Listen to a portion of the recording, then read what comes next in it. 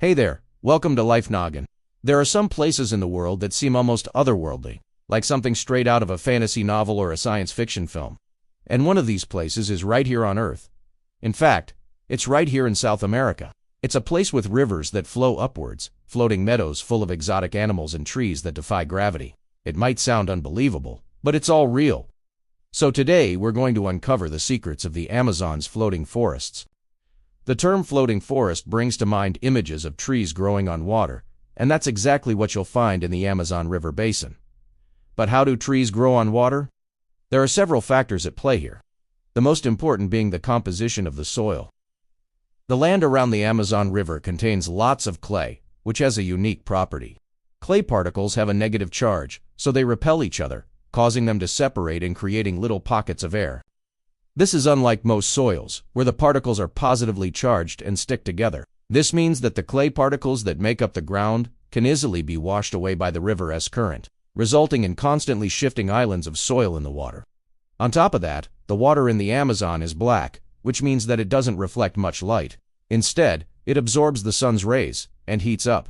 This creates a layer of warm water above the cold, dense bottom layer, which makes it hard for oxygen to dissolve into the water. As a result, the bottom layer becomes a stagnant, oxygen-poor environment. Now, if you've ever been to a lake and seen those little patches of green algae floating on the surface, you know that plants need a lot of oxygen to survive.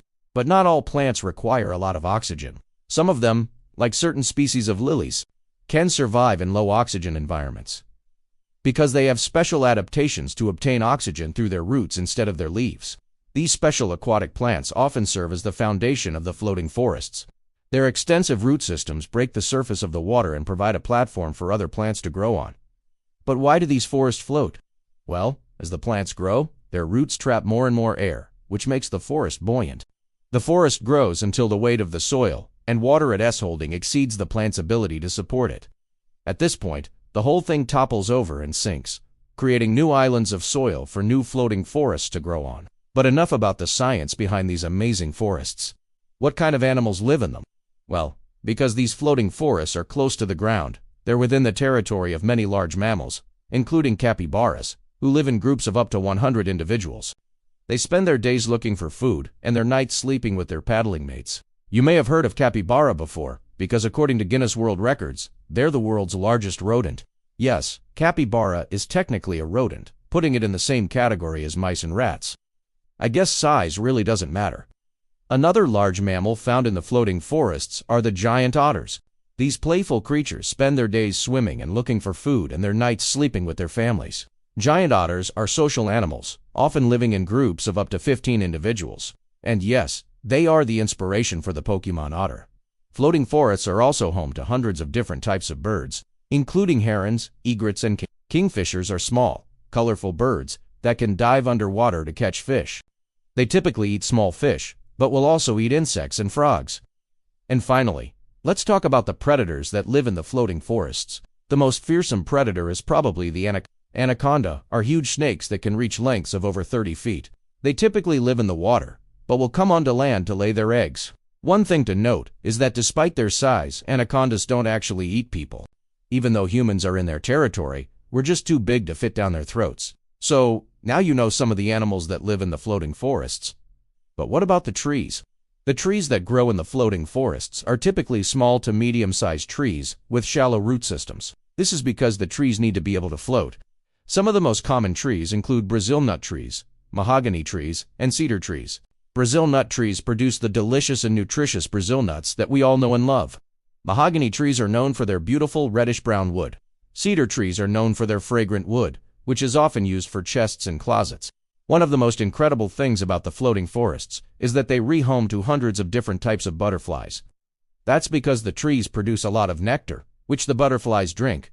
The butterflies then lay their eggs on the leaves of the trees. When the eggs hatch, the butterflies pollinate the trees and the cycle continues. Floating forests are also home to a variety of insects, including beetles, ants, and mosquitoes. The insects are attracted to the flowers of the trees. Once they arrive, they pollinate the trees and then lay their eggs. Some of the insects are eaten by the animals that live in the forest, while others serve as food for the birds that fly overhead. As you can see, floating forests are complex ecosystems that are home to a variety of plants, and animals. These amazing forests are a testament to the power of nature and remind us that there is still so much that we do want and understand about our world. Now, let's take a look at some of the threats facing floating forests. The first threat is climate change. As the climate changes, the amount of rainfall in the Amazon basin is likely to decrease. This will lead to more droughts, which will make it harder for the plants to survive. Another threat is deforestation. As humans continue to clear the forests for farmland and cattle, the habitat of the floating forests is being destroyed. This is also leading to more fires, which can completely wipe out a floating forest in a matter of hours. Finally, there is the threat of invasive species. Invasive species are plants and animals that are not native to an area. They can cause big problems by competing with native species for food and resources. One invasive species that is threatening the floating forests is the water hyacinth. This plant grows very quickly and can form mats on the surface of the water. This blocks sunlight from getting to the plants below, which can kill them. There are a few organizations working to protect the floating forests. One of these organizations is the Amazon Conservation Association. This organization works with local communities to develop sustainable ways of using the forest resources. Another organization working to protect the floating forests is the Wildlife Conservation Society. This organization works to protect endangered species and their habitats. Hopefully, these organizations will be able to save the floating forests so that future generations can enjoy them. Now, here's a question for you. Do you think you would enjoy living in the floating forests? Let us know your thoughts. If you enjoyed learning about the floating forests, be sure to like this video and subscribe to our channel. And if you want to learn more about the Amazon rainforest, check out our video, What's the Deal with the Amazon Rainforest? As always, this has been Life, Noggin. Don't forget to keep on thinking.